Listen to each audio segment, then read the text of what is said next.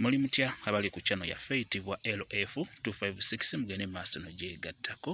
Njagadde mbalage ekijjanjalo kino. Ekijjanjalo kino nga bwe mubiraba oba nga bwe mukiraba. Ekijjanjalo kino kiyitibwa Ssemuye. Ssemuye bw'atyo bw'afaanana nga bwe mulaba ebikoola oba nga bwe mulaba ebijjanjalo byennyini bwe bityo nga bwe mubiraba. Ayitibwa Ssemuye. Abasinga bijjanjalo bino mubiyita nti ebijjanjalo ebigoba abasezi oba ebijjanjalo by'abasezi omutera obbiyita. Naye ebijjanjalo bino kituufu birungi nnyo bw'okisimba ewantu oba mu nnimiro yo oba ewaka. Kigoba abasezi, abasezi tebakyagala.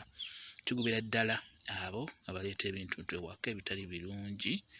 Ekijjanjalo ekyo njagadde mbeere nga nkibalaga. Kiyitibwa Ssemuye, mbeere nga mukyetegereza bwe bityo ebifaanana biba byeru. Kirungi nnyo mubeere nga mukisimba. Kisaako ekimuli kifaana bwe kityo, ekimuli kyakyo kifaana bwe kityo.